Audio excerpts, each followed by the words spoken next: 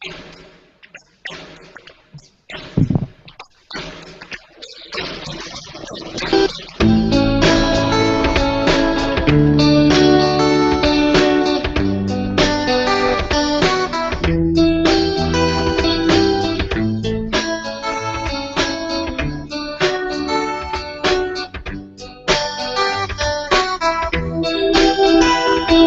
to another edition of the Mexican Soccer Show, Monday Night Football, we like to call it here.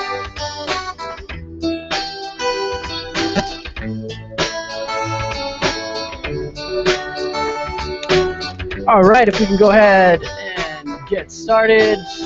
It's going to be a great show talking about Liguilla. Dos super clásicos. Well, no, I guess just one super clásico. One and only. All right. Welcome to another edition of the Mexican Soccer Show. I'm Wiesel from FoodMexSource.com. This is an hour-long podcast dedicated to all things Mexican football. Today, I'll have a great show for you guys, a whole hour of football. Saying hello to everyone that's already on the chats. Victor Herrera, Samuel Jimenez, Nicolas Perez, let's see, Christopher Ortuño. Cool Story Bro is there. The M Guy 24. Lots of people. If you're listening to us right now and you can get to a computer so you can chat with the group. And I think Mr. Johnny Rico is also there in the chat, so he's everywhere tonight. We'll be talking a lot about the Liguilla, of course, coming up. I don't remember a weekend, first start of the Liguilla with such interesting games. It should be fun. We'll take a little talk about what happened last weekend with the Cruz Azul team that everyone keeps talking about, the Decepcion. Again, like a little moment of silence maybe for Mr. Jason Marquez, but we'll talk to him a little more. Keep the music back up. There we go. We'll also talk about what's happening with Giovani dos Santos, still scoring again, shutting everybody up. I think the top 25 Mexicans, the article that Cesar has on FootMex Source, Giovani slowly climbing back up again.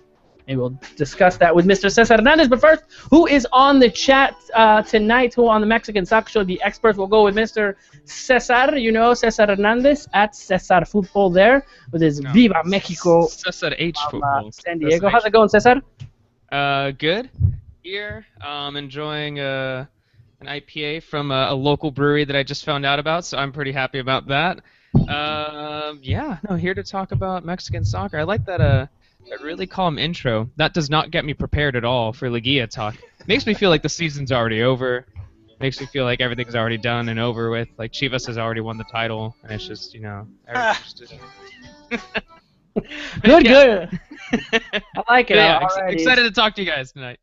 Good, Cesar. We're always glad to have you on. We also have Jason Marquez, Soccer Mexicana, who, you know what, he always has the clear screen out of all of us. I don't know, what internet or what do you use? It's always so perfect, clear sound. We all need to somehow get whatever you're using, man. I think it's just my aura. I kind of just give it off, I think I just kind of project this kind of clarity and like of mind and soul and stuff. I think that's really what it's all about. But I'm also drinking an IPA, but and a San Diego one for check that out. There you go. And I don't know. I'm excited to talk about the Liguilla. Obviously, you mentioned a really exciting lineup. Not so excited to talk about the team that finished in 9th place, but I guess we have to do that as well. Oh man, have to bring it there. And I'd like to take this time to say thank you to Mr. Johnny for jumping on the show today already, even though the show hasn't started. But if you don't know, Johnny, hope you're okay now. This is the first time back from at least a month that you were hospitalized from the Mexican Soccer Show. All of us glad that you're okay, man, and you're back, especially when it's so serious as we were all definitely praying and scared that, man, we might have lost you. So to all of you out there, we're all glad that you're back, man, and happy that you can come back and fight with us here at the Mexican Soccer Show. Thank you. Yeah, glad to be back. I've been waiting for a long time for this. So I've been excited to come back. America lifting up a trophy while I was in the hospital. That kind of helped. That kind of helped the recovery process. So.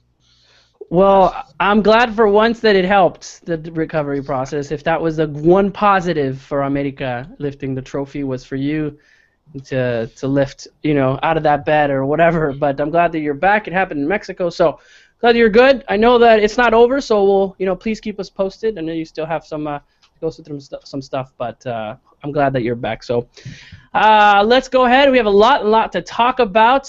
I guess everyone's already fighting on the chats. Fracazul, talking about Cesar and Saint Chivas already. It's great. Sometimes I think Johnny is brainwashed, but that's just me. It's they're already starting to talk. Johnny. I'm glad that you're back. But let's go ahead and get started.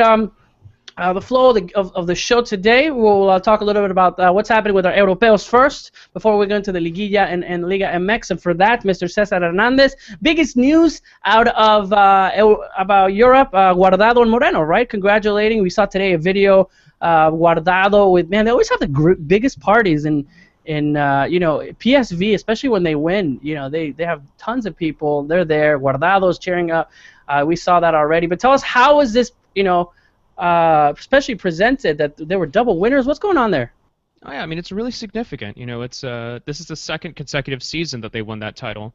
Last time Guardado was a key figure. Once again, Guardado was an important figure for the team, and this time Hector Moreno was there. As a very important player. I mean, you look at the stats for almost any PSV game, and you see that it's almost always Guardado and Moreno. Those guys are the key players, providing distribution for the ball going forward. So yeah, it was cool. It was exciting, and it was fun to see that, waking up to see that news of them both winning the title. And they almost didn't get the title. Luckily, Ajax, I forget who they had a draw against, but if Ajax would have won their game, then they would have surpassed PSV. So due to their draw, PSV lift their trophy up once again.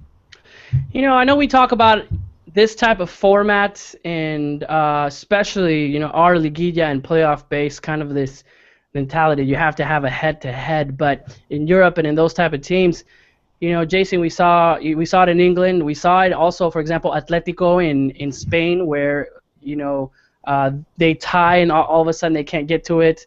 And then, you see PSV, because of another person's tie, they were able to get into it. I don't want to say what's more exciting, right? But at the same time, it looks like, could we ever have something like that, and are fans so used to that format of versus each other win a game that they kind of don't like that other, point-based format? I think it's hard to go back from playoffs. I think once you have playoffs, it's hard to take those games off the schedule, take the revenue of those games off the schedule, and then it's hard to go back to a system where you're living up to that big game at the end. I'm not a huge fan of playoffs in general, but it's hard to scale it back once you have it. You could add playoffs, but to take it away, I think, is something that hard to do for fans, hard to do for a league. It's not really something that would ever happen. I know, and I think a lot of people go back, we should be playing like that way, but I guarantee you everyone would kind of miss that excitement of having your team getting on the 8th spot and being able to win. Leon did it a couple years back. I'm definitely hopeful. If we go by that team, the full year, let's say if it was a regular season in Europe, I think Monterrey, Tom from FootMex Source was able to do a little point-based system. He said, Monterrey would win just by goal differentials over Leon. Actually, it's kind of interesting, that post from Tom. Tom H. I forget his Twitter name. We should probably figure it out just because he contributes so much. But yeah, it was interesting, and it showed that actually, even if it was a year-long system and if there were no playoffs, it would still be a surprisingly close race for that spot at number 1. It's pretty cool. It was really interesting to see. So maybe we should try to post that on the account after the show. We will definitely do that. A great article on the Liga MX wrap-up from Thomas Harrison at FootMex Source. I'll definitely get his Twitter name out there. But yeah, interesting enough, it would be close. It would be goal differential, and Monterrey will be able to win it, and Leon would be fighting there for. So interesting enough. But as far as back to the Europeos, what's going on with everyone, Cesar? Let's see. So, go ahead. Oh yeah. Okay. So let's see. I could just go through some of the highlights. So Chicharito, he provided an assist for Leverkusen and their lone goal, but they end up losing 2-1 to Borussia Mönchengladbach. Layun, he scored off a penalty for Porto in their win. Raul Gudiño. This is something actually was interesting. No one talked about Raul Gudiño, because he made a terrible error. I don't think anyone wants to bring it up, just because he was trying to clear a ball. It was terrible, and then the defender from the Portuguese side, it was just a simple shot just back into the net. So that's something that it's interesting to know. Yeah, if you try to find that highlight, I mean, it sucks just because we all want him to do so well and he's so talented. But that happened over the weekend, and let's see. Raul Jimenez almost scored. He hit the crossbar from Benfica, but he only played 4 minutes. Carlos Vela missed a clear opportunity for Real Sociedad. And then Diego Reyes played the full 90 minutes for Real Sociedad in that 2-1 win over Rayo Vallecano. And then I think Jonathan Dos Santos played the last 23 minutes for Villarreal in their 2-0 loss to Deportivo La Coruña. And I think something else to bring up, just really quickly. I mean, I know we can't go into depth because I know none of us have watched any of these games. I definitely haven't. Is that Omar Govea? Omar Govea. He used to be a part of America. He's now with Porto's B squad. They won the Portuguese second division title. So that's So we have another Mexican out there who won a league title. But of course it was for a second division, so no one really cares that much. But I think it's worth bringing up. Yeah, definitely. On Sunday, I'll be playing my championship game, and it's the 7th division here in the United States. So I'll let you guys know if we are winning or not. I'm just kidding. No, that's great news, Cesar. With you ever what is that? El Legendario is a Twitter with it's like 4th division in Guatemala, Mexican, 17-year-old. Yeah, I think Jolie kind of hit the nail right there. He said, "No one cares, Cesar." LOL. I care.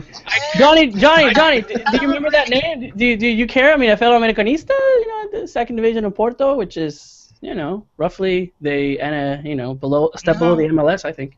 I barely just care 1 ounce about Raul Jimenez, and that's a stretch. He left my club, so. Oh, so that's how Ochoa is too, right? I mean. Yeah, I would have preferred Ochoa to stay at America, but I'm loyal. All right, well that's our Europeo wrap up. Quick, fast. The seasons are ending, and pretty soon we're gonna see them obviously in the games that are coming up with Mexico. It looks like big news. Giovani Dos Santos still scoring, and he's not only scoring, he's scoring golazos. The last one was an amazing zinger. I mean, it was coming off a bounce. If you play football, you love to hit those because they're wild and you're able to curve the ball in Matrix-like ways. It was great to see him keep scoring. Something that Nai brought up, that if Gio has to have a Jovinko type of season, and it looks like he is, to make an impact, and good for him and what he's doing there at MLS. So it is interesting though, because I feel like I like MLS, so sometimes when people, are a little critical of Giovani, I can't help but feel defensive, and saying like, oh no, he's doing well, blah blah blah blah. But it is interesting to see how so many people are so, I don't know, just even when he's scoring goals, he's not doing that well. Maybe I'm giving him too much credit. Maybe he shouldn't be giving that much credit because it is MLS in the end. But he's doing well, but he's doing well in MLS. That's like taking the difficulty level of FIFA down a notch. From world class to amateur. That's when you do well that's what you're supposed to do. You're supposed to do well. You're supposed to score. He's doing what he's supposed to be doing in order for him on the Mexican team. He's not supposed to be playing on amateur. We can't do that anymore. We can't go back to that, Johnny. Like, he's there. He made a decision. There's some players that didn't do well on the MLS. Omar Bravo didn't make an impact that much. Look at who else? He's not a good player. Kubo right now is struggling. Kubo right now is struggling from what he had. He's not a good player. So what do you expect? They're not good players. if he was an America player, so maybe it would be. I mean, he's doing what he's supposed to be doing, and we know that. Let's get over the fact that he's at MLS. It's done. He's scoring, and he's doing what he's supposed to be doing. So the good thing is in rhythm, and when he's in the Mexican national team, he's gonna play like he normally plays when he's in rhythm in the Mexican national team and score golazos and be that player that we're looking for. If he comes in as a sub, if he comes in as Giovani will respond. He has before. I know our audience who I'm telling this to probably won't reach. But god damn it, Univision needs to stop that split screen with MLS when I'm trying to watch an American game. Yeah, I will say is that. Like, true. I'm a fan of both leagues. Like, I love the San hate Jose Earthquakes. I like Chivas, but man, it's annoying. Disclaimer. Yeah. All of Johnny's views are just his views. FYI. That's right. We do not condone the views expressed by Johnny. Do not speak for the Mexican Soccer Show. No, but it's true. It is kind of annoying.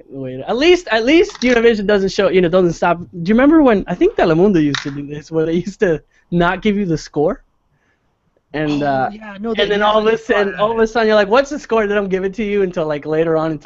And the score is brought to you by this company. We're like, "What the heck?" At least Sometimes it's worse with those commercials that like even the MLS Liga MX thing. It's annoying. When you see that. I don't think any giant ball. Yeah. Take over. Yeah, man, that's the worst. But yeah, with the whole MLS Liga MX thing, like, I don't think MLS fans are seeing that and are liking the fact that they're seeing a Liga MX match. I don't think any Liga MX fans are watching that and are happy that there's a MLS match. Like, as I mentioned, like on Twitter, I was like, there's got to be like 2 fans who support Veracruz and like Orlando City who were super stoked about that last Friday. Like that's about it. Nobody wants to watch half a screen. Yeah.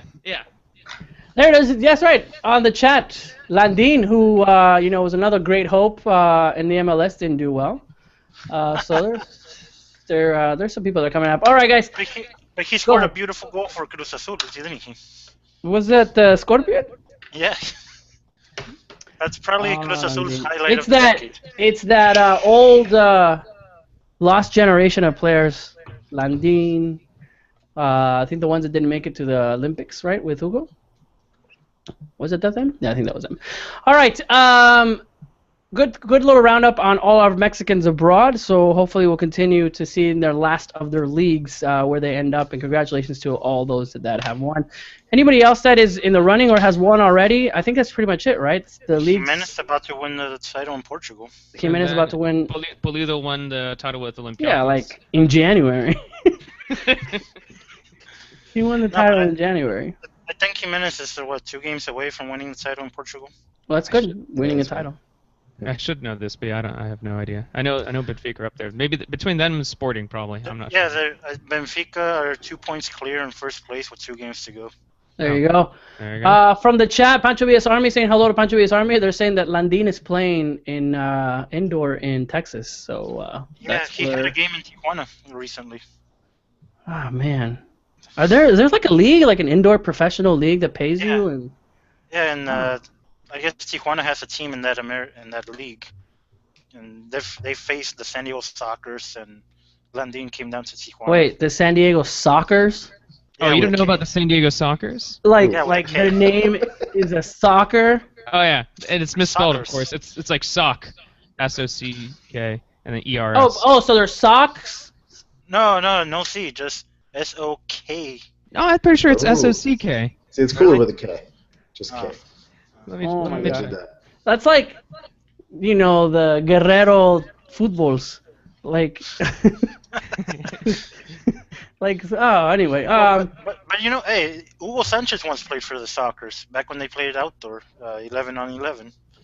Oh, good to know. Also, Wolf was playing indoor. He could have faced off against the Sockers. He's playing for the Chicago Mustangs. Yeah, Joel just on the chat said Hugo Sanchez played in San Diego Sockers too. All right. Is that who Gio scored his goal against this weekend? Was it the Mustangs or the Sockers? Awesome. Gio continues the pass he's going to end up there. No. Always bringing the difficulty level down a notch. No.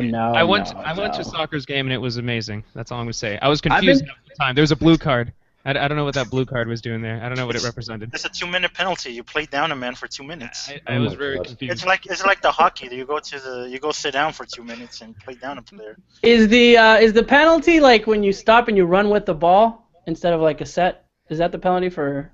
It is, right? Yeah, I think it is. It's not. Anyway. All right, we're really going off topic here. It's my job to keep it on topic before we lost viewers. We were at I think 55 viewers in the last 2 minutes. We've down to 44 live viewers. So That's fair. we already lost. Come back. San Diego Sockers fan. Come back. And we just picked up 3 of the San Diego soccer fans that we're talking about. All right, guys, we got some serious questions that are coming from the chat. For example, who do you think will buy the Chiapas teams that we can answer? So serious questions coming in from the chat. But let's go ahead and talk about the Liguilla. Let's talk about Liga MX, what everyone's talking about. Or should we mention a little bit Libertadores? No one seems to talk about the Libertadores. This is exactly do we think Pumas have a chance? Or do Pumas have a... No, you can't. You don't know what's going to happen with Pumas. That's a problem with that team. They can. I mean, if they're playing what we saw, and all of a sudden, you know, the remontadas que salen with, you know, coming back and be able to win and be able to score, and all of a sudden they're duds. It's like that's what happens with Libertadores teams. Pumas squad has you know, the squad level for quarterfinals. So if they don't get crushed in the quarterfinals, that's a victory. There you go, and watch them all of a sudden get to the finals. It's like you have they're no scrappy. idea. Like they're a scrappy team. Like they could really. I mean, we saw it in the Liguilla last year, last season. Like they could kind of just scrape some things together and put some crazy goals in. Like, and they could advance pretty far if you know, just with a little luck, you know. But yeah, I think they have a team that could advance, but they're certainly not going to be a team that we're going to look to say, okay, this is going to be a team that's going to win it for Mexico. We're all going to be. At least they can focus on the competition now. This is true. Which hasn't happened, right? So todos somos Pumas. It's going to be the hashtag when they're in the finals. I can see it. I can see it. I don't think already. Giovani's going to use that one. I don't sense it coming from him. Watch. We'll be right there. Here's the thing. If Pumas do well in Libertadores, they're not doing well for Liga MX. They're doing well for the Pumas institution and the Pumas fans. How are they not doing well for Liga MX? Johnny, we go by this every year with any other team that America is not an international competition. It is good for Mexico when Mexican teams, if they win Libertadores. It's good. Not for you. It's good for their It's team, not good for their America fans. Okay, it's not good for you because you haven't done it. But if it does happen, it's good for Mexico and the Liga MX to say, hey, Liga MX has produced a Libertadores winner who's not even the top team in Mexico. Do you think anyone in Spain is going to be cheering on for Real Madrid? I don't know if it's fair to compare to Real Madrid and Pumas, though. That's a little different. For 80 different reasons. That's like if Shakhtar Donetsk is going and winning the UEFA Champions League, and I don't know the rival of Shakhtar in the Ukraine, but the other team Dynamo Kiev. There you go. Yeah, Dynamo Kiev won't be cheering for them. Well, not them, but that's you. But everyone else in the Ukraine will be if they're in the finals versus Barcelona and they're able to win it. All of you, I guarantee you, if Shakhtar Donetsk wins the Champions League, all of Ukraine will have like the biggest party the next day. But that's how it is. I'm not saying Ukraine is Mexico. I think we'd probably maybe Portugal? I don't know. Who's our Cristiano Ronaldo? You're right. Giovani dos Santos playing in the MLS.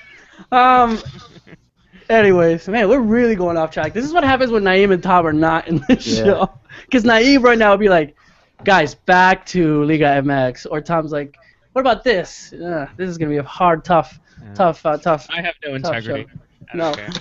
But anyways, well, that's Libertadores talk. We got to get to Liguilla. Everyone's talking, so it's already 7:24 and almost we have not talked about. But let's talk about what happened before. In a serious note, the number 9th team in the Liguilla, we have Mr. Jason Markowitz to figure out what the heck is going on with Cruz Azul. And it's okay that sometimes you don't make it, and but it just comes again to poor Cruz Azul fans that they see a team that this just. I mean, that game, if you're watching it, where was it hard? All the memes, I think all the videos that came out of fans crying, why are you doing this to us? I mean, it was very, bad to see. And the fact that I'm a little upset, the fact that we could have had right now a show where all of us are, the team that we support could be in the Liguilla. Chivas, America, Cruz Azul, León. But no, of course, Cruz Azul has to find a way. Jason, it looks like No, I told you it was going to be a different season from the players that were there, from the manager that was there, and it looked like after that Necaxa lost, it kind of everything went downhill from there. Jason, to tell us what's going on with Cruz Azul and the states of the team and what do they have to do in order for it to be back to the top 4 team that we remember Cruz Azul having. Well, I mean, there's a myriad issues with Cruz Azul. I mean, like I can go on for a while, but I mean, I think there's the things that jump out the most. I think you have a, I mean, like the ultimate problem with Cruz Azul is the fact that they rely on aging South American imports for their talent. They have no youth system, so like they're not bringing up any real talent. Any talent they find in the younger is just kind of by accident, more or less. So like it's an old team and has been an old team, and some of that core that's been there for a while is starting to run its course. So you have a defense. I think Cruz Azul over the past 5-6 years has really leaned on the defense, and it's been something that's been really solid for Cruz Azul. It's so very much not that now. I talked last week about the problems with Kata and Maza right now, and it's bad. Like the defense is bad. We saw that resurgent Maza. Like after he left America, he came to Cruz Azul. He started really playing well. That's long gone. Like he is falling off a cliff hard. Kata is not the player he used to be. He was never national team quality, but he was a very good Liga MX center back. He's not that anymore. The midfield is just old. I think that, I mean, I can move even past the roster, and you could just talk about the spirit of the team. And there's a lot of mental baggage and issues with this team, obviously. So, I mean, all of those things together are issues. I don't think. I think there's a constant like trying to fix this. What's going on with Cruz Azul with just more patches on top of it. Let's bring in the new manager. Let's add another South American striker, and this is going to fix all of the issues. And it just. There's no real systematic like way of going about adding talent and looking at youth and bringing along players. Like it's a hodgepodge every time, and what's going to fix the problem because Cruz Azul have to get it together for next season. It's kind of that recycled thing every time around. And so I think I think this team was even overshooting because there was a lot of issues with this team that just like those little hot pockets of talent kind of covered up and got them some points along the way, but the team had a lot of issues from the beginning of the season. They dropped off with the points and the results toward the end of the season, but I mean the warning signs were there early. So I don't know.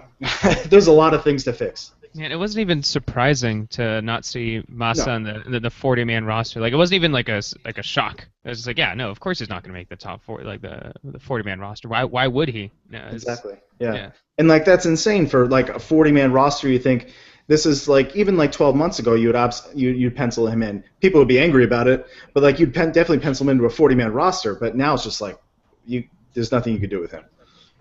Yeah. This is the same Cruz Azul that beat Rayados.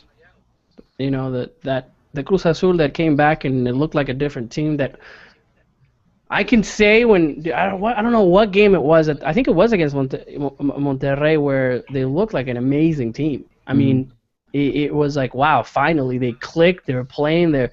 And then all of a sudden, Chaco Jimenez would come in and just give an amazing performance and then what happened? But interesting enough. I mean, just like Jason said really quickly, to have to rely on Chaco. I think that says a lot. I think that says a lot. Right there. It's problematic. Oh, and that penalty kick. Let's be honest. Oh. I knew that wasn't going in. I just there's no way that penalty kick was going in. He's pretty good about penalty kicks. Chaco usually delivers, free kicks, penalty. I mean, it was a bad game, but bad shot. Where they don't need to absolutely win, that would have gone in. But in that situation, that wasn't going in. Another thing, this was like your ultimate. Cesar said it on his Twitter, where it was if this was a wild card, this was it. You win, you're in, and it wasn't like this has had other amazing, last few games, but again. That's the thing. Cruz Azul played it like a final. It's true, though. It makes me want to cry, but it's true. It makes a lot of people want to cry, Jason. It makes a lot of people want to cry. Other resultados, it looked like that was the most interesting game, and ultimately it was the most interesting game. at least resultado-wise. We knew, America, if you want to talk a little bit about what happened, America wanted to, its faith along to win and to avoid Chivas. I don't really think that they just, wanted to get to the Liguilla. And like Johnny said in his Twitter, it doesn't matter who we face, just to win. They were, which nobody really thought about the tie. It's either a loss, but when the tie came, you're like, oh, that's right. If they tie, they go against Chivas anyways, because everyone kept saying, if they lose, it's Chivas. They're going to win this game. Well, no, if they tie. Yeah, well, the reason why I was really upset is because America dropped 2 places in the league table from second to fourth, and you give up a lot of benefits. Like probably in the semifinals, they're gonna have to be the away team in the second leg. Considering let's say 1, 2, 3, and 4 move on to the semifinals, they'd have to be playing against Monterrey in Monterrey for the second leg. That's one of the big issues. Even the quarterfinals, they're gonna have to play Thursday and Sunday instead of their regularly Saturday schedule because they don't have priority in choosing schedules. So that's kind of what upset me. The rival Chivas Santos, they're supposed to be easy prey anyway, either or. Not much competition for America there. Much competition. Not much competition, even though Chivas is out of the last 6 games is probably have the best record, no? Yeah, they're undefeated in 7 matches. So this is gonna be interesting. Before we go ahead and talk about anything else that happened over the weekend with the teams. I watched Atlas versus Tijuana. What did you say, Johnny? America was robbed at Seoul once again. Red cards, penalties, you name it. They, every time they visit that stadium, something has to go wrong. And that's a wrap up for. I didn't catch that game. I slept in, so I have no comment on that one. I woke up and tried to provide updates as soon as possible, pretending as if I was awake. Yeah, it was kind of a automated tweets. Greg, you already put on the automated tweet. Red card for America. Once more at CU. All right. Well, as far as the standings, obviously, we'll go ahead and have our awesome production team tell us about the Liguilla, and it should be up now. There it is. Whoa! Look at this. Liguilla. As you can see, oh, come on, guys, you're following. Where are the horarios? They should have the horarios there. Anyways, well, we'll talk about Monterrey versus Tigres. The first. When we're looking at this is, like I said, when we first talked about this, interesting Liguilla matchups already. I mean, forget trying to avoid a team or whatever, but you have probably, aside from the Clasico, the Super Clasico, the Chivas America, I mean, you have the other best Clasico, I think, is Monterrey Tigres in what happens in the city of Monterrey when those teams play. So that should be interesting. Not to mention, obviously, Chivas America, Pachuca Santos, Monarcas, the team that nobody likes, is there, and somehow again. So, and good to see a León, which many people are just kind of like, man, we'll see what León kind of shows up, but can definitely do some damage. Reactions, guys, expected. Let's talk about overall in the season. You don't see a Pumas, you don't see a Cruz Azul, a Toluca that is usually, it's mediocre, finds a way to get in. But surprisingly enough, is this a big surprise that we see in these teams in the Liguilla? I mean, I think you have to say, at least for me, the team that sticks out the most is Morelia. I think they weren't exactly their best at the beginning to start the season, but kind of like Chivas, they found a lot of momentum to end the Clausura, and that's the only reason why they're here. I mean, it's whether you agree whether they're good or not, whether you agree whether they should be in the playoffs, they found those points, they had that momentum, they got those late wins, but I'm still not sure. I mean, they just seem like I can't see them in the semifinals, though, like that being said. Well, like, I can't see them. Morelia having a very experienced coach in Enrique Mesa, and that guy knows what needs to be done in the Mexican League in order to get into a playoff. Yeah. No, that's true. But could you really see them getting past León? So that's not yes. Really. It's possible. So yeah, to me the surprise is Chivas. Chivas being in the playoffs, that's the big surprise for me. It is. Let's be honest. As much as all kidding aside, Chivas and the way that they started. I mean, in the first 5-6 games, all the problems that they were having, able to come back and And now, is that a testament to the mediocrity of the league that you can go 6, 7 games without winning and find a way to come in the top 8 spots, or is that just the competitiveness of the league? I mean, We they have a still. really strong group. Like Yeah. I think this Liguilla is really strong. I think there's a lot of great teams here. I think there's some good teams. I'm not even talking about Cruz Azul, but I think there's a lot of good teams that didn't even make the Liguilla. Like teams that could come in and be pretty competitive. We're talking about Toluca and Pumas. Obviously, they've kind of had their mindset on Libertadores, but even like a Puebla, like these teams that could have come in and really competed and put up a pretty good showing in the Liguilla. So I think these is.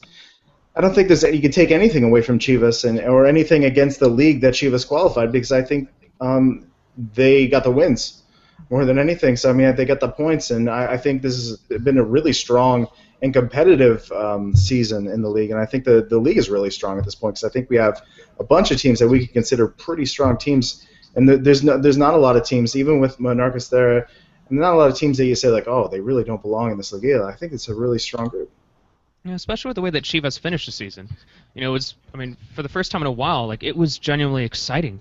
Like I looked forward to watching them play. It was a thrill to see, like, just their dynamic play. It wasn't boring football moving forward. You have, you can tell that something's starting to click.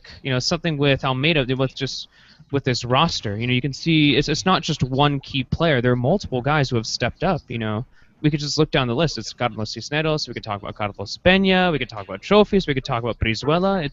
It's genuinely fun to finally watch them play. And I think it's well deserved. Trophies? That's a joke. What is a trophy?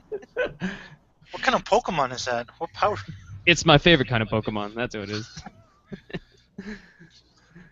But but like I think it's well deserved. Of course they should. I think they should be in the playoffs, and I wouldn't be surprised. I think if they were to beat America. I know what Johnny's going to say. He's probably going to laugh. I know he's probably going to say it's going to be an easy game, but it's not. I mean, America is going to have more pressure to find a win than Chivas are. Chivas, I've been somewhat of underdogs all season. The fact that they're in the Liguilla already, it's already been an accomplishment for them. I think, recognizing that, I think Chivas, and with the momentum that Chivas have had, I think I'm going to say Chivas are going to go through. Nice. This is where it's time to heat up. Let's go ahead and talk individual games. Are we making a bet right now? Since Chivas Johnny, last time this happened, someone got sent a Chivas shirt, if I remember correctly. Yeah, I kind of want a revenge on that.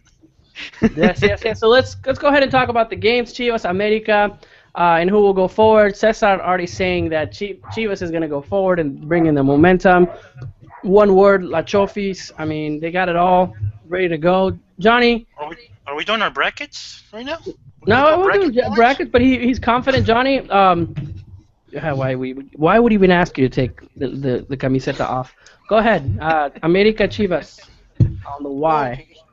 Why the why is an Argentine midfielder called Ruben Sambueza. That guy's just gonna win the series. Hey, he's Mexican now. Yes, but he was born in Argentina. Okay, I'm just saying. We don't want to associate that with like, hey, our team's full of Mexicans. We don't need to do that. Oh, I'm just saying he's Mexican. Just it's okay. You can say that. The Argentine Mexican. Yeah. So Ruben Sambueza is going to be the key factor for America going through. He's the talent. He's the soul of the team now, and I think he's been building up to this moment. He's had a growth at America ever since Piojo Herrera brought him in. He's had his ups and downs, but I feel that Cuauhtémoc Blanco handing him over the captain's armband against Morelia earlier this season, that kind of just tied it all together. Ruben Sambueza really is the soul of this team. He's the next coming of Blanco. He's not from the youth system, but he's the next coming of Blanco. Obviously it's always the heat. I think, everyone's watching another Super Clasico. It'd be interesting, especially for ratings. I'm excited to see this matchup because Chivas is finally bringing a competitive team in what they have. And ultimately how it heats up, right? People have said in the past that the Chivas Americas, they don't have that garra. It wasn't be like, you saw the players fighting, but it looks like in the last time, even in the last game, I think Darwin Quintero getting in on it towards the end of the game. So interesting enough. Let's see if we can bring up Mr. Isaac Brizuela. As you can see, a great He looks quite calm right there. Said some few words.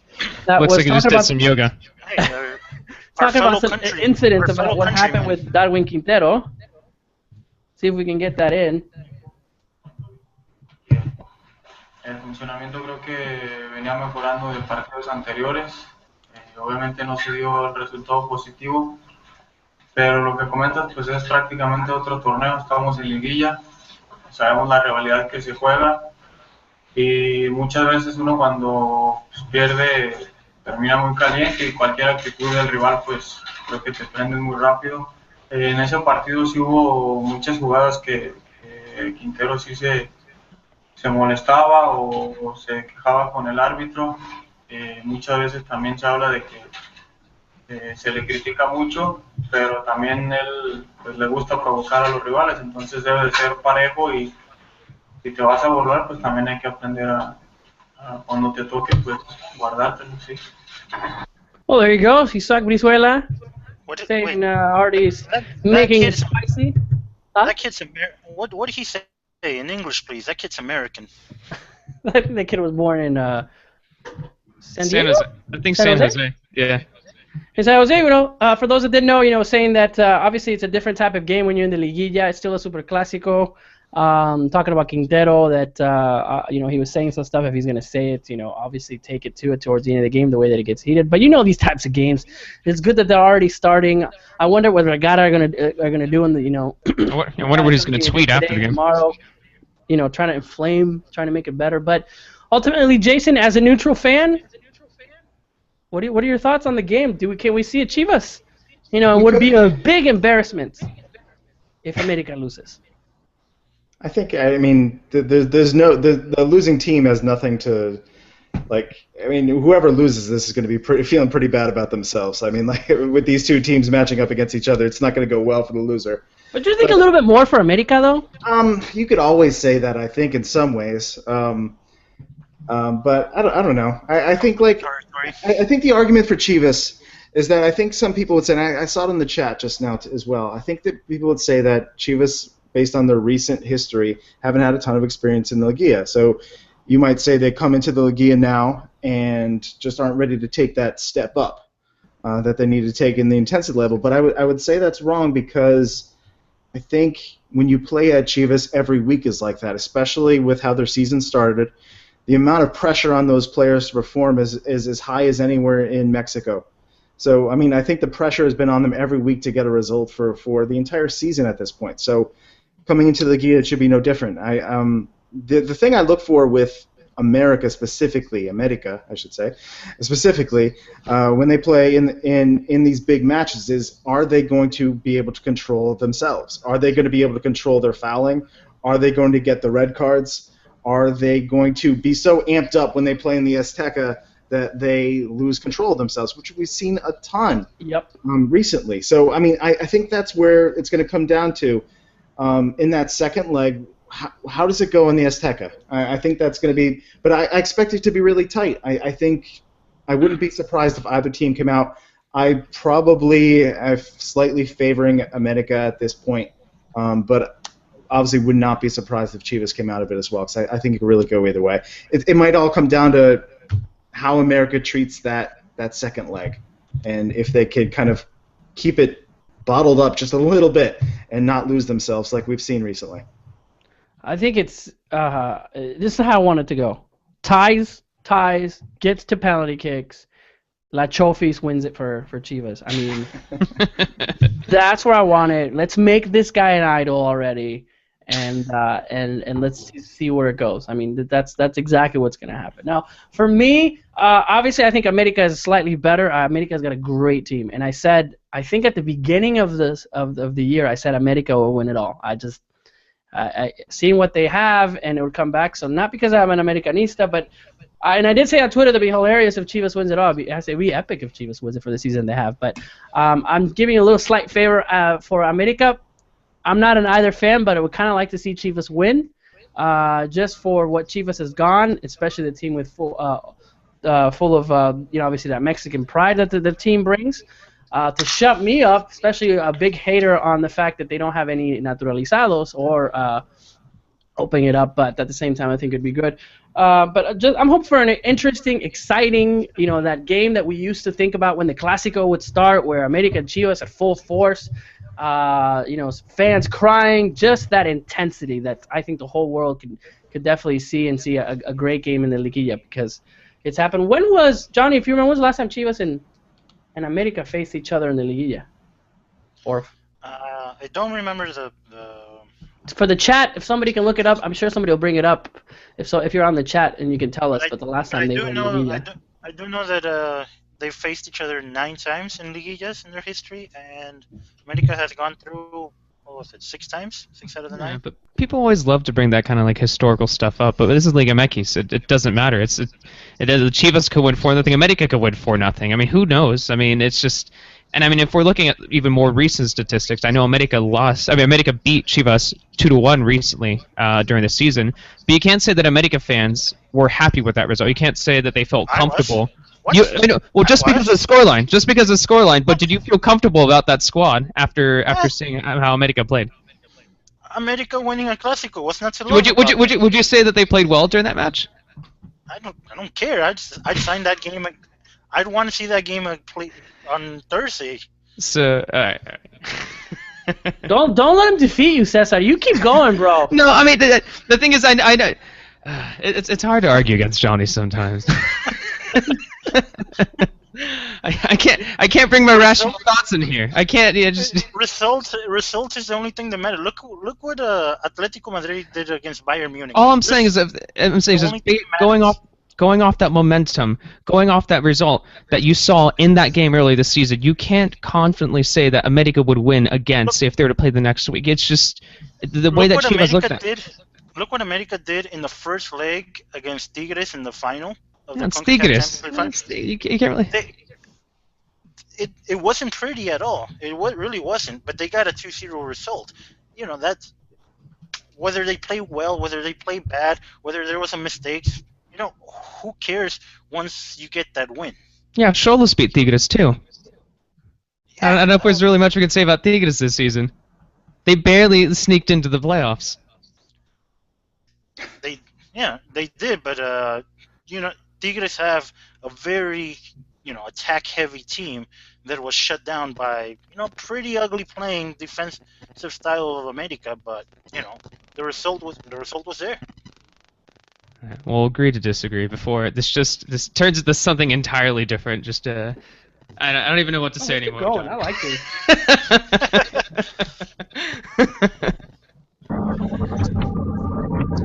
Whoa, what is that? Sorry about that. We had some sound issues. So Johnny says America. Cesar says Chivas. Yeah, but once again, like you said, I mean, I'm saying Chivas, but it's Liga MX in the end, and especially with these Super Clásicos, you never know. It's these teams go into it with a different mentality, and it's hard to really predict. It's genuinely hard. It's already hard to predict Liga MX scores to begin with, but in this kind of situation, for some. Yeah. For you, not for Jason. Yeah, I'm gonna have to go with whatever Jason says. Yeah. All right, guys. Well, we'll see what happens in that. In the next, obviously, big matchup is the. Wait, go ahead, Johnny. What else? Jason's prediction is America, and your prediction is America. If I was a betting man, if it was up to they're gonna kill me, and I had to pick a winner, I would say America. But I'm thinking Chivas is gonna win. But I want Chivas. But I want Chivas to win. Like, so I would put money if there was odds on Chivas, because I think they're gonna your vote on America or Chivas? It's complicating as if you get if it's 2 to 1 odds. Facebook relationship status. if it's 2 to 1 odds on Chivas, I'll take them. If it's a 1-1, if it's a 50-50, I'll take America. You see what I'm saying? Like I think Chivas could do it. I really do. And I'll be glad when they do beat America. I just think it'd be hilarious to see all the Chivas come back from a horrible season to ultimately beat their biggest rival in one of the biggest stages in the Liguilla. It would just be, I'm like that Michael Jackson popcorn gif, I would love to see what the Stray Goat would say, what Jolie would say, it's just crazy to see that. I'm an instigator. I'm like, So plays just the road. instigating. Yeah, you're just hedging, man. It's true. Like that's what I would like to see. But obviously, I think America are favorites, but we'll see how it goes. Okay. Let's go into the horarios. We couldn't put them up. Our production team couldn't put them up. What are you guys doing? Come on, get with it. You guys know who plays first, right? On the horarios on Wednesday. Go ahead, Stefan. I might be wrong. I think it's Wednesday at 5 o'clock is Tigres versus Monterrey. And I think it's the same on Thursday, but that was only... I glanced at something online, but I'm pretty sure that was the time. Let me check that. All right, check on the scores and we'll come back to it. But let's go ahead and talk about the Clasico in Monterrey. Oh, there are other matches other than Chivas versus America. Yeah, there are other matches.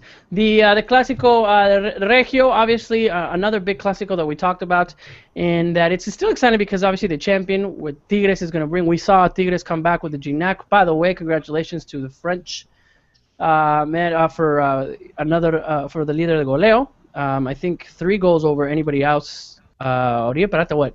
Probably had 6, right? Which was the only Mexican in the running. 4 behind. He was 4 behind Gignac. Gignac, but there's somebody else. Wait, who had 9 goals? What 9? Oh wait, Leon Boselli and then somebody else, right? I thought Cruz Azul. No. Was it? No?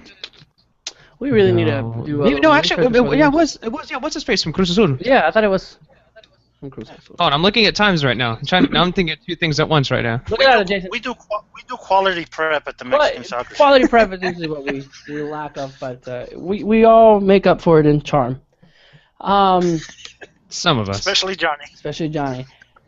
So let's talk about the Regio, the Clásico Regio. In that Tigres, again, what Tigres are going to show up? We're seeing that, and I think ultimately, it's funny to say when people said that about who's the dark horse of this, Liguilla, to give that because we can see Chivas. If they keep playing the way they're playing, we see America definitely not trouble. They can win it all. A Monterrey that they can win it all. Tigres who just, who won and who's gotten one of the most amazing teams that we've seen in a long time could win it all. So a dark horse, a León,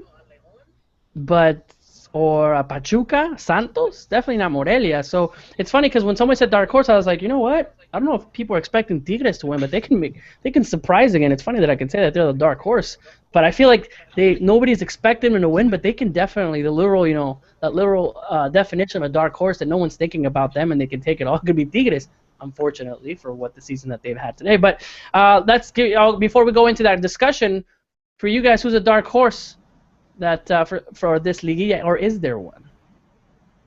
I'll say Pachuca. I think Pachuca's up there.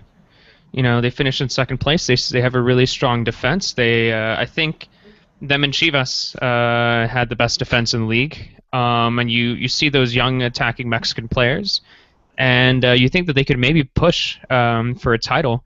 I don't know if they can get past Monterrey. I think Monterrey are easily the favorites for me. But yeah, I would say Pachuca would be the dark horse. I'd go with León. I think Luis Fernando Tena, he's so defensive minded that he's brought balance to an ultra attacking team, and I think that balance is what makes it very dangerous. He's trying to wash away some of Matosas' leftover damage. So. I agree with León would be my choice as well. I think they've been forgotten a bit. I think you could see them kind of putting it together and clicking and kind of making a serious run. I think a lot of people are believing in Pachuca, so I consider that. I mean that. I guess they did finish in second. They did finish in second. Yeah, I mean, I could understand the argument. I just probably wouldn't consider them a dark horse, but I mean, you could certainly see. I mean, Pachuca certainly has the talent and the exciting play to make a run as well. So interesting to see. I won't even say León. So. We'll see what happens with that because I don't want to jinx them. But so much faith. So much faith. As far as a Clásico, Monterrey. Let's hear your thoughts, Johnny. On obviously, I think it's going to be in this probably second most exciting game that we'll see, but interesting enough. We have some good games coming up with this game. I saw a tweet out there by Mexico Stats _El Tri. He said if Tigres wants to beat Monterrey, they're going to have to play like they played against Cruz Azul, which I countered with, if Tigres want to beat Monterrey, then Monterrey will have to play like Cruz Azul. I think this is Monterrey's series to win. It's their moment to shine. Only if Monterrey stop doing what Monterrey does, then Tigres have a chance. It was, they played this season's El Clasico was won by Monterrey, so I'm putting Monterrey into the semifinals already. I think Turco Mohamed is the mastermind in Mexico, and he has plenty of talent and weapons to use that big brain of his. Well, there it is. The last time we saw Clasico Regio in the Liguilla, 2013 Clausura, and it was Tigres were the super lead there, and Monterrey were coming in. Monterrey actually finished 9th. Querétaro was 8th. They got relegated and couldn't participate. So 9th place Rayados come in to play Monterrey. Clasico Regio first round. Monterrey advanced past Tigres. They beat them, being the 9th seed. So, I mean, I think it just comes back to what we said before and talking about these Clásicos. Like it's hard to kind of map out how they're going to go in these matches in any Liga MX game, but especially in these Clásicos where there's more than just these two teams. There's so much weight with those two teams, especially in Monterrey with those two teams in that same city. So it's a tough one. Monterrey are clearly a better team right now. And as Johnny said, you can't say enough good things about what Mohamed has done in Mexico and what he's done with Monterrey specifically. But you just don't know. I mean, like Tigres just have so much talent and they could just click. And you just need to click for 2 games or even 1 game in particular, and they could surprise them. I think it's definitely possible. I mean, especially with, I say Monterrey are also the favorites too, and as I mentioned, I think Monterrey are the favorite to win the title. But I mean, you never know with Gignac. Even when he's playing bad, he's still occasionally scoring goals, and when he's on fire, he could knock in a hat trick. You never really know with that guy. I mean, he can create goals out of nothing. That's just who he is. And maybe now that there is that there's nothing to be complicated with the CONCACAF Champions League or any other competition, it's just now just a Liguilla. This is what they got to focus on. You never know how motivated he might be. One thing I might add is that Tigres are just so predictable, and that's kind of the downfall of any team that reaches success. If they become predictable, teams know what to do in order to beat them. I think America showed the blueprint of how to beat Tigres over the CONCACAF Champions League final. And I think Turco Mohamed knows this because I was in Monterrey for the Clásico Regio this season, and Turco Mohamed kind of respected the Tigres attack. He didn't unleash his attacking weapons during that game, and he pulled out a 1-0 win. And Monterrey even went down to 10 men in that match, and Mohamed was able to close down the gaps. Tigres being so predictable, it's you're not gonna be successful for very long periods of time if you become predictable. No, that's true. They are. I mean, I definitely have to agree with you there. They are very predictable. And as I mentioned, I think in the last podcast, I mean, just as someone who isn't writing about the league or isn't just like looking at this analytically, like as a fan, it's really boring to watch Tigres sometimes. I think they might be one of the most boring teams to watch in the league. It's just it is fairly predictable, that's and what it's I've just always. Yeah, it's just I mean, yeah. It's just possession, and just yeah. Oh, so it's interesting to see what is going to happen. So, what do you guys say? So, who wins? Who's the Cesar? I'm saying Monterrey go through. All right. I still think that just off the season that they've had, even though they lost at Toluca recently, but it looked like they were using just a bunch of backup players in that game. Yeah, I would say Monterrey go through. I think they'll be able to beat them. I think the first game will be a draw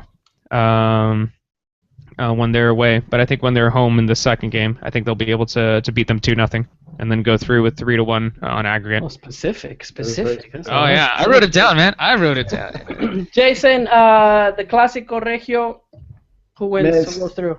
It's just crazy, Monterrey 37 points, first place. amazing season, and then you get stuck with Tigres in the first round. It's tough, but I think they're the better team. So they're the favorites. I'm gonna pick them. But I don't know. It wouldn't be crazy if they lose, but yeah, I'm taking Monterrey. Yeah, my vote's gonna be on Monterrey. I don't know. Yeah. I don't not gonna be easy, but definitely clear favorites for me. Gignac. That's my prediction. He's gonna blow up as he is, and In a good way or bad way? Good way, in a good way, and you can't contain him, and Tigres is gonna go through just to make it more interesting. Now, you know what? Gignac might be a factor, but I think Nahuel Guzman is also going to be a factor. I think Monterrey has very, very fast players that are going to...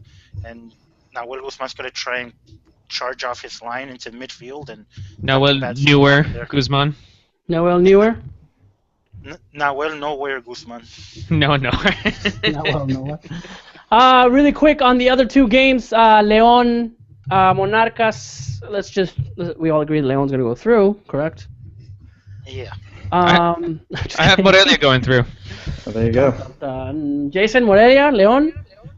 Leon. Leon, I don't trust Enrique Mesa in big games either. we have a bad history though. So. A chunk of Toluca's titles have been Enrique Mesa. I acknowledge that this is just personal. Enrique Mesa won with Pachuca. He's a winner. He's won with a lot of teams, I thought. Yes, true. He's the opposite of Tomas Boy. Oh, speaking of Boy, what are they going to do with that? Get rid of him, please. And then the other game, which we didn't have much time to talk about, Santos and Pachuca, which I think that's going to be a good game. I think the most evenly matched. I think that's the most even series. Wow. I'm still not convinced by Santos. I think Tom has talked about it a lot too, but I'm still not sure if I really see them as a semifinalist. I think in their last performance against Chivas too, I don't think they really did that well. And just considering, just the options that Pachuca have, especially in the attack, I can't really see them holding off Pachuca for the two games. Actually, I would say that might be the most. If we're looking at just scoreline results, I think that might be the most lopsided. They're not saying they're gonna score like 5 or 6 goals. I think they're gonna. I'm saying it's gonna be 4-0 overall, like over the two legs. Now this is coming from Cesar, who is out of Arquinela, the worst. Yep. Even worse than Johnny, who has not participated in 4 weeks. I was gonna bring it up, but just FYI, disclaimer. Cesar. Hey man, I haven't seen those predictions. You just get stars all the time. How do you get all those stars? I'm not predicting stars. What's going on here? You did win one, right, Cesar? I think I have 2, maybe 1. I'm not sure. It's depressing. And when you predict Liga MX scores, like, just whatever you think is going to happen, just choose the opposite, because that's what happens 90% of the time. At least for me. Jason and I, it was like one game every time that defined like him winning or beating me. I was like, it's like every game. It was hilarious. All right, so we're stuck on that. Okay, great. I think Pachuca will go through. I think León will go through. Chivas hopefully goes through, and Tigres. We'll see what happens. The thing about Pachuca Santos for me, I think Pachuca is a much stronger team, but it's something Tom mentioned last week on the show as well, that there's just something about Pachuca. It remains to be seen if they can take that step up when they're playing this high pressure games in the Liguilla. If they could step up that intensity level, they often turn a little bit more physical. We'll see. They concern me a little bit. I think they are the better team. I don't like Santos very much at this point. I don't think they're a very good team at this point. So I think Pachuca should win, but there's just something that troubles me about Pachuca just a little bit. It might not show up in this first round, though. All right. Well, there we go. That's our Liguilla talk. I know it's already 8:05. We're going a little bit over. It's going to be interesting games. The good thing that they start in the middle of the week, so you have a game on Tuesday. Wednesday, Thursday? Yes. Sorry, Wednesday. Thursday. Now Saturday, I have the times, Sunday. too. There you go. Give us the time, Cesar. Boom. All right, Wednesday we got Tigres versus Monterrey at 5 o'clock. We got Morelia versus León at 7 o'clock. This is all Pacific time. On Thursday we have Santos versus Pachuca at 5 o'clock, and then Chivas America at 7 o'clock. Saturday we got Monterrey versus Tigres at 5 o'clock, and León versus Morelia at 7 o'clock. And then we started talking about Chivas or something. And I couldn't find the Sunday times. I'm sorry, everyone. No one's allowed to watch the second legs on Sunday. I know the America game is at 4 o'clock on Sunday. 4 o'clock Mexico time? 4 o'clock on Sunday. Pacific. All right. Well, there you go. Well, those are the times, guys. Before we leave, just a quick little plug for our friends at Pancho Villa's Army. They have this great challenge for their PVA Foundation. If you don't know the PVA Foundation, they help out the youth in places where I guess they need help, and especially with soccer. Del Capitan Sergio sent me a quick message. So if you guys are on the chat right now, or you're listening to us, go to panchovillasarmies.com, Apoyo al Tri, which is a kind of cool little contest that you can make a quick video saying why. ¿Por qué apoyas al Tri? You know, I support El Tri because of this. You're able to call out some friends, use the hashtag Apoyo al Tri. Help us reach our goal of creating 10,000 videos and $10,000 in donations, supporting El Tri to victory. All the donations are obviously tax exempt with the 501(c). So it's a great foundation that Pancho Villas has started, and it's helping out the youth. And it's kind of cool seeing some videos from some of the fans calling out other fans on Twitter or your friends to make it. They're looking for $10,000 and for their PBA Foundation, and also 10,000 videos. So I know the Mexican Soccer Show has already started. I think Tom was able to call some people out too. So it should be fun. Let's see if we can get this going through all the Copa America, and they're able to do that. So step 1, record a video, your name, city, residence, why you support El Tri, and challenge your friends. Step 2, upload it and use the hashtag Apoyo al Tri. And if you can, obviously, make a donation there at panchovillasarmy.com. So great stuff from our friends there at PVA. I hear fun. they're going to have a pretty big party down in San Diego later this month. Whoa! All right, let's do this. Yeah, the Mexico game in San Diego. Yes. Later. Definitely versus Chile. So I know a lot of us are going to be there, so it should be fun. So lots of cool things happening for PVA, guys. If you're not a member, our friends there at Pancho Villa's Army, make sure you are too. So there we go. All right, guys. Well, that's the Mexican Soccer Show. A lot that we talk about, interesting with the Liguillas. Please keep following us on Facebook. If you haven't done so already, all of you on the chat, subscribe right now. I'm going to wait for you guys to subscribe, and that you're listening to us through YouTube on your phones. Thank you for following us, for everything that's happening with the Mexican Soccer Show. Mr. Cesar Hernandez, you can find him at ESPN FC. There it is, Cesar Hernandez at Cesar Football on Twitter. Jason Marquitz with Soccer Mexicana. There he is, Mr. Jason Marquez. Follow him, Soccer Mexicana. And Mr. Johnny Rico, who didn't, we couldn't put his little signage thing because I don't know what happened. But Mr. Johnny, what's going on with you? Prost America, I know that you do some articles there. Where can people read your stuff? Yeah, Prost America. Haven't been active lately. I've kind of been down, but hopefully we get some material up there soon. Perfect. All right, guys, and you can view everything that's going on at footmexsource.com. Great articles from Thomas Harrison, Cesar Hernandez, top 25 Mexicans in Mexican football comes out every month. It's a really great article and to discuss, and then also everything that's going on with Liga MX and Europeos. Great websites. But that's it. That's our show. We'll be have some kind of express show, hopefully, probably on Friday. We'll move it to Friday because of the Liguilla. Game on Thursday, so expect a reaction with Mr. Tom Marshall, who couldn't be on, and also Naive that couldn't be on the show today. But lots and lots of fun stuff that's happening with Mexican Soccer Show. And right after Liguilla, we'll give you our Copa America coverage, where we'll be at least at every single one of the games. One of us will be at the games all the way up to the final when we win the Copa America. But that is Hopefully, Mexican Soccer Show. I put in for my credential last week, so I hope it's not too late. Oh, there it is. That's okay. I still have to send in my credentials. You got till the 13th to apply. Yeah, I know. If not, I just might make like the most depressing road trip of all time and just like hang out outside the stadium or something. I don't know. Yes. All right, guys, and we talked about the boxing. Yay, Canelo, knock him out in the sixth round. That was a good win. That was a great fight. So we'll see what's happening. But all right, guys, have That's a Chivas' future. Chivas' future with Canelo.